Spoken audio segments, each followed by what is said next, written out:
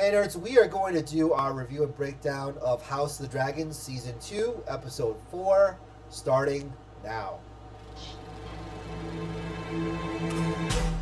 Welcome to the Nerd Social. I am Colin. And I'm David. So we are now halfway through House of the Dragon Season 2, and our spoiler-free logline for this episode, which is titled The Red Dragon and the Gold. In Rhaenyra and Daemon's absence, Rhaenys tries to study the Black Council as Cole mounts a campaign into the Crown Lands. David, what are your thoughts about this latest episode of House of the Dragon? I like this episode a lot because now we're getting to the action, hence this sequence of the story, Dance of Dragons, where basically it's dragon versus dragon. We're going to see the effects of both sides as they battle against each other, which will lead to more bloodshed within their families. Yeah, I felt that this was a very interesting episode overall, and it carried over, like you said, from the previous episode into this big episode. And you would figure that maybe there would be a chance for peace. Nope, they just went into battle. There's a lot of bloodshed, and then just like a Game of Thrones, some people die. So there's a lot packed into it, and it brings up a lot of compelling dramas. It brings up a lot of storylines. It also brings up a lot of where it's going to go moving forward. And hopefully people are starting to pay attention. I know that HBO is doing a ton of promotion for this show, but I think now everyone's getting to the meat of it. There was a lot of setup before, and now the fireworks are starting. We'll see what happens in the next episode. What are the consequences of what has happened in episode 4? Having said all that, what rating would you give this particular episode, David? I give it a 9 because I like the pace of the episode. I like how detailed it is. Every character development, even though it's brief, it's strong enough to give a sense of where the character is going forth. Yeah, I agree with you. I would give it a 9 as well. Movie marathon. I think that this episode is definitely rewatchable. Even if you did not watch the first 3 episodes, this is the one that you want to pay attention to. It's inside the episode show. It talked about how this is a watershed moment, and I really do feel that it is in this season, but also in the House of the Dragon first 2 seasons of where things are going to go next. So because of that, it's going to have to be rewatched, analyzed, and again, there's going to be consequences that's going to come from this particular episode. So all those types of stakes makes it a very compelling experience for a viewer. Any other thoughts before we get into spoiler territory? Let's dive in. Okay, so if you like what we have to talk about with House of the Dragon and any of our content that we put out, please share, subscribe for more of this. We really appreciate your support, and we are growing as a channel. So we definitely appreciate all that you do to help us grow. All right, spoilers ahead. Okay, we start off with the dream sequence. So in the previous episode, we saw that Daemon was wandering around Harrenhal and trying to find out where he is and what he's doing and hallucinating. And it really does seem as though this castle is cursed because Daemon's getting all these weird dreams. Last episode, we saw young Rhaenyra. We saw young Rhaenyra again in this episode. And there's a very gruesome decapitation. I was shocked by that. And then the decapitated Rhaenyra was saying some stuff in High Valyrian. And you can see his mindset is really somewhere weird. But it also dives deeper into where he's at in terms of his lost throne. And I found that very fascinating in that he is still eyeing the throne. And that's why I think that he puts Rhaenyra in this childhood state, because he has some type of domineering quality over her. Whereas with older, mature Rhaenyra, she has outpaced him. And he feels vulnerable, he feels insecure. David, what are your thoughts about Daemon's headspace after you've learned this episode and also the previous episode? I agree with you on many levels there, especially the part when you mentioned about Daemon sees younger Rhaenyra, because at that moment, yes, he's eyeing the throne, but the thing is that he figures if he can control Rhaenyra, when she's old enough, is feel like she's already the king. However, he seriously underestimated Rhaenyra because as she grew older, she's actually more stronger than she is than he expected. Right. Because the people love her, his subjects love her, and she's not ruthless. She's only ruthless if necessary. Right. And that's when he's thinking about, what if I kill her back then? You know? Yeah, definitely. And this really shocked me. And they did back in season 1, the tea being given to other people, and then she actually takes it. Actually, Larys was the one that was, what am I going to do to manipulate this situation? Because Larys is always the, like I've mentioned in the past, the puppeteer of all these different figures. And I don't know what Larys is going to do in the future, having known all this. And then Alicent basically taking birth control here. So we know that she has been having some bedroom fun with Christian Cole. So I don't know what her mind space is at right now, because honestly, she went through it. She spoke to Larys about how she has been grieving the loss of her grandson, grieving the loss of her husband, grieving the loss mentally of her sons to war, and then her protector is in war right now. So there's a lot going on with her. Do you think that all of that excuses her from some of her less redeeming qualities? No, it doesn't. Paul and I talk about this too. We felt bad. She unintentionally, I think as Paul pointed out a couple episodes ago, that Alicent is unintentionally the victim here, though. Mm-hmm. Because she never expected this mess to happen. And she really doesn't want to be involved with the late king, Viserys, and bear children of the heirs. Now she's Queen Dowager. She has to bear all this pain and suffering and the consequences of her son's action as a king. She's losing her sons. She lost her grandson, and then she lost her husband, and then possibly lost her father, whatever the heck he is right now. Yeah. And now she's taking the toll. I think I remember last season that Rhaenyra warned her that being a queen is a lot more than you think, and now she's feeling the price. Mm-hmm. Yeah, and speaking of paying the price, Aegon, he is very weak, and we've seen the development of that from the first episode of season 2 all the way now to episode 4, where he's almost lost his power. And this is the scene where he feels shocked and betrayed that Aemon, his brother, and Christian was being underhanded to plot a battle behind his back. And so he feels very betrayed, and he feels very weakened as well. And also, this is a little bit of revenge from previous episode where Aegon was mocking him and saying, you only been with one woman. Now, Aemon's, what do you have to say for yourself now? I'm speaking High Valyrian. You barely know how to speak High Valyrian, and you're the king. And he's mocking him. What are your wishes, my king? And so it leaves him in a very vulnerable state. Just as vulnerable when he was back in episode 2 when his son died. And do you feel any type of pity or sympathy for Aegon? Or is he still a grade A tool bag here? He is a tool ever since the beginning of the show started. And he went further down the rabbit hole, now being king, against his will, by the way, because he never wanted to be king. Mm-hmm. And he has to live up to it because, obviously, he's the firstborn. Right. But do you think that because of him feeling as though he hasn't had any love, any affection, any validation from not only his father, but his mother, twice, do you think that he deserves a little bit of reprieve from anything, or there's no sense to say, I feel sorry for this guy?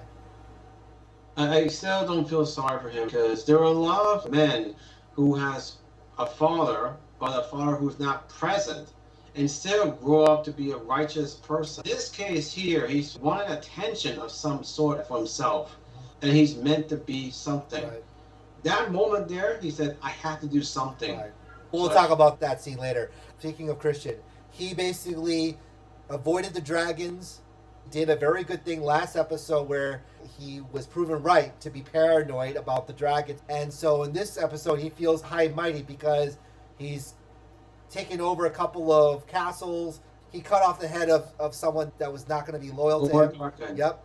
And so he feels really high at this point. Still, pretty much of a jerk, but he definitely is gaining confidence throughout this campaign to gain alliances and to win the war. The Greens are really making all the moves because of his craftiness and his strategicness. So things are looking up for him, but we'll see what happens to his arrogance. And then we go back to Damon here. Damon has trouble sleeping still, having all these dreams, these hallucinations, and we find this mystery woman who in the previous episode we didn't know who she was, and saying that you'll die in battle. And then now she appears much more of a sympathetic figure. Her name is Alice Rivers. And then she gives Damon a drink to soothe him so that he can sleep, because he's been having some nightmares all around with young Rhaenyra. Then before this scene, there was one with his wife, Lena, with her dying from childbirth. So this is more of a plot seed for future episodes. We don't know what type of alliance they'll have or what type of things she is going to bring to the show. We'll see what happens, and whether or not she is manipulating and she's looking for power as well, because this is, again, Game of Thrones. They're all looking for power here.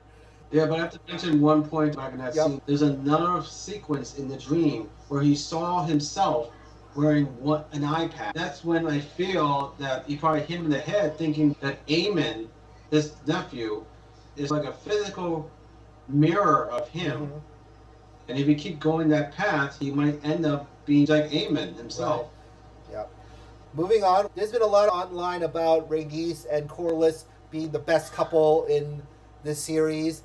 And I disagree with that, because I think that there's definitely some tension between the two, even though she is pretty secure about her way of life, her status in life. We saw in the last episode that Corlys really dismissed her and said, I'm just going to go into battle. I don't really care. And she was saying, what about your heirs?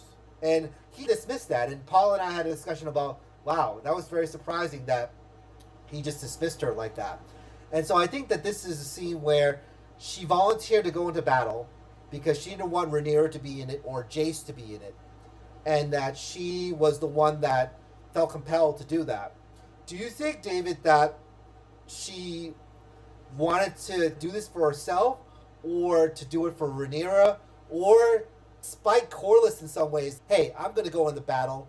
And even before this scene, she had a conversation with Alan, which we find out was an illegitimate son of Corlys. So what is she thinking right now? Why is she doing this? And we'll talk about her scene later on, but what was her motivation behind this? Before that, Rhaenyra returned from King's Landing after her conversation with Alicent. She agreed that it's time to declare war. And Rhaenys volunteered for it, though, because she's not the queen. That's the thing. Mm-hmm. She'll always be known as the queen that never was, because technically she was supposed to be the queen and heir to that throne. But the thing is, like you answered before, is it doing it for herself? Is it doing it for Rhaenyra? Or is it doing it for in spite of Corlys? It's all above. Oh, really? Because what I feel is, because one, there is a love between the two of them. And she told Rhaenyra, you have to stay here and show the people that you're here to fight for them, and not just for her. Right. And she's doing it for herself, because before she met Corlys, she loves riding her dragon. Right. I remember in season 1, she mentioned that when I'm on my dragon, I feel like I found my purpose. Mm-hmm. And then in spite of Corlys, I feel like Corlys just wants to keep her around because she's Targaryen and everything. Mm-hmm. But the thing is that, hello, she's your wife. Right.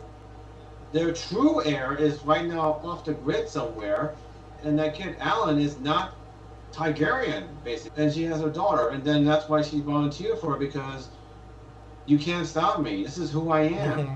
So hands on down, which led to her battle with her Aegon II. So Aegon II here, seeing that he has no power, felt compelled to basically go to war. And again, what is he looking for here? I say that he's looking for validation. And also that he felt maybe somewhat wounded by the fact that Aemon was backstabbing, but he did it to himself. He teased him in the brothel. So I don't get his headspace in this, but I think it is definitely validation, but also his mom not really caring for him all this time. So there are definitely some motivations that are there that does seem a little righteous, but at the same time, it's a wrong-headed righteousness in some ways. I agree with everything you said. This scene here, where Aegon wasn't supposed to be in that battle. Right. He was in that battle to seek validation. It's like taking the credit for this battle of Rook's Rest. Right. Aegon expected that his brother Aemon with Vhagar, the dragon, will be right behind him. But no, Aegon actually pulled his dragon back with giving no support to his brother, the king. Right. And fight as Aegon is fight against Rhaenys. Right now. Yeah, exactly. Like, he held back. Hence the start of the first Dance of Dragons. Exactly. And then Aemon started to do the dance, and we see that he basically overpowers the both of them. And we saw that Vhagar here is starting to light the fire at Sunfire, light it at Merlise, and it seems as though in this scene Aegon is just collateral damage. Not so good for both of them, but definitely Vhagar is the leader of the dragons. That's the alpha dragon right now throughout this whole process. And when the dragons come to war, everything is destroyed. And all the men that were in the bottom didn't really mean anything because these dragons are so powerful. It's like Superman basically taking over the spot, and all these Supermen are fighting each other, and all these soldiers are just basically sacrificial lambs. And then we definitely see this very sad moment where the queen that never was, she dies of an honorable death. This was very sad, but people online were saying, why did she have to go back? I don't think that there's any good answer to it, but I would like to hear from you as to why do you think that she did go back a couple of times? The thing is that this is Rhaenyra's choice to protect Rhaenyra, to protect the heirs of true line of the Targaryen. And what she believes is right for her. She may not be queen, but she may be the best of herself because she suffered some losses besides losing the title of being the queen of the Iron Throne. Then he lost her son, which is not dead, but just disappeared. Right. And her husband is not manipulating, but tearing away because of the use of her name and powers. And lost one of the daughters. The remaining daughter is still there. That's just what she worries about most right now, is what would happen to her daughter when she's gone and everything. Right. Even there's a moment when she looked at her dragon Melis, she was slaughtered and chewed alive by Vhagar. Right. You see the connection between the two dragons. And then Melis is kind of like apologizing to Rhaenys, saying, I'm sorry I couldn't protect you. Right. And then, boom, there you go. Yeah. And there was a lot of destruction afterwards. We saw that Sunfire and Aegon fell from the sky. Now, Christian was the one that walked to see that Aemon was holding the sword to try and check on Aegon to see what's going on. And Aemon, there's been some stuff in his head to say, look, my brother's weak. I need to figure out whether or not I want to kill him or not. And Christian... He was unconscious during the battle, and he woke up. Right. So he didn't know what really happened or witness it. So. Right. So yeah, we still don't know whether or not he is dead or alive right now. But I put this scene up here because two things. One, to the horrors of war. Christian realizes now, because I talked about it earlier, that he was so arrogant. He thought, oh, this is going to be easy. Team Green's going to win. Nope. My king is maybe dying or dead. And he sees the horrors of the dragon dance and the destruction of dragons to armies. And because of all that, do you think that he's going to change his tactics or to say, I'm going to press on? Because he doesn't know where his king is. That means he's going to be in trouble being his hand. Again. Yeah. Because, like I said before, Sir Christian Cole, I used to like him as a character in the first season, and this season I hate him even more because he neglected his duties, like, beyond words. Like, he failed to protect the future king. Now he failed to protect the current king. Mm-hmm. But the thing is, this is his own making, because he did some campaigns with the Aemon behind the king's back. Right. Now I think, after this episode, we might see Christian Cole have more guilt being cast on him from his own making. Oh my God, I did this. What am I going to do? I mean, what should I do? Because now Team Green They lost the future heir. Now they lost a king. You said asked before, is the Aegon II still alive or dead? In the preview of the next episode, we'll see that he's being carried into King's Landing. Right. But we don't know it because in the last scene of this episode, he's just lying still. Hence that you said that Aemon is holding the sword whether to kill him or not. Maybe he's probably still alive, but holding on to his life by a thread. And like I said, Sir Christian Cole is like, oh my god, what the hell did I do now? Because again, Aegon II wasn't supposed to be in that battle. He showed up unannounced, so that's when he's, what the hell? And then he's probably thinking in his head, why didn't the mother, Alicent, do anything to stop him? Mm-hmm. So there's definitely some things going on with Aemon, and I think that with Aemon, whether or not because of this alliance with Christian would be like, we're aligned, we went behind the king's back, how are you going to reward me for that? We don't know. So I think that dynamic bears watching in the future to see whether or not Aemon and Christian takes power on the council. And Alicent, where she's going to be at, because she has been having relations with Christian. So does that mean that Alicent gets moved up? So we don't know what the dynamics are within Team Green. Within Team Black, I think it's a little bit more clear, but the only wild card is Daemon. We don't know where his headspace is at with Team Black. But I think that, as Paul had said before, he's loyal, but to an extent. So we don't know whether or not he's going to go off on his own or he's going to stay Team Black. So we'll see. There's some intriguing things that happen in this episode, and there's going to be a lot, like I said in the spoiler-free review, there's going to be consequences that's going to come about from this episode. Any other things that we want to talk about before we wrap up? Nope. Oh, I'm all good. okay. So this is our review and breakdown of episode 4, House of the Dragon. We would like to hear what you have to think about the episode and about House of the Dragon overall. Please share, subscribe, comment down below for your thoughts, and we will see you in the next video. All right. Take care, everybody.